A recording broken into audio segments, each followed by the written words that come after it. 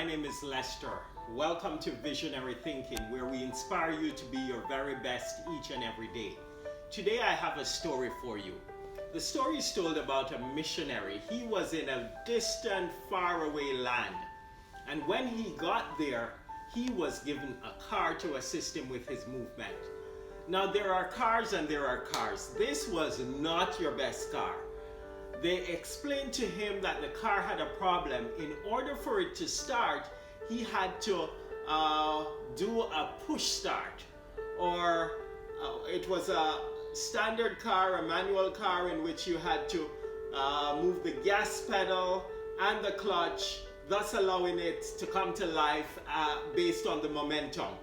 And so every time this missionary was going to move, he had to have students push him, or he had to park on a hill, or he had to make sure that he left the car running in the case where he didn't have any help.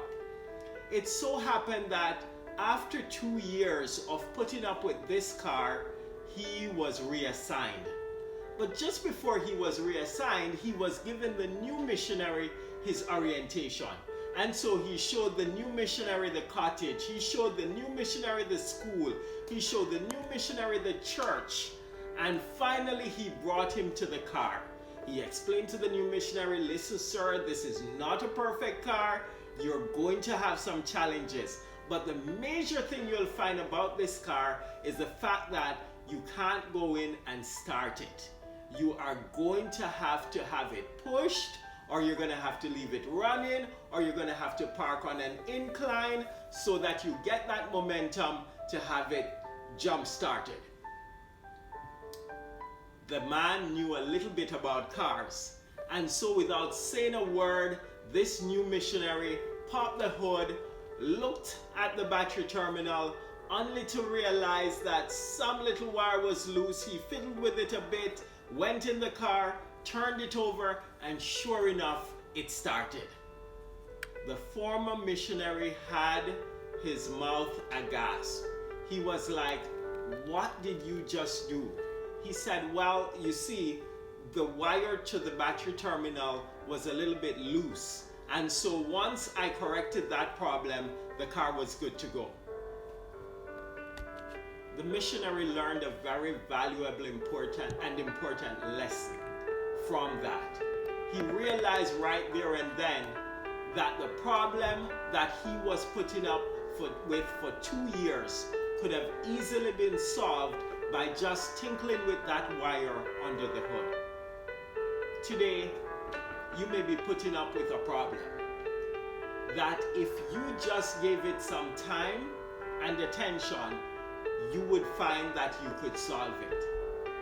It may be a bad situation at work. It may be not communicating well. It may be somebody getting under your skin. It may be a problem with your kids. No matter how big the problem is, there is always a solution. I want you to think for a minute about solving the problem. Instead of just accepting things the way they are, think creatively. Think about a solution that would allow each person to feel better about themselves. Instead of putting up with it, solve it. And that will allow for an easier life. Today, I don't know what you're going through, but my hope, my prayer is that you will find a way to solve your problems. It is as we solve problems that we get better. It is as we solve problems that we get more confident, we get more motivated, we get bigger. And so I implore you today, no matter what it is, think about it from a solution-oriented point of view. What can I do? How can I approach this differently?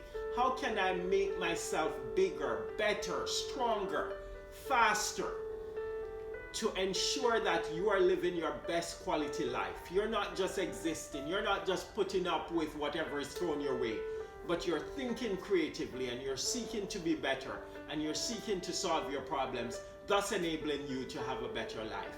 It is my hope that today will be a great day for you, a day in which you solve problems and you allow yourself to be your very best.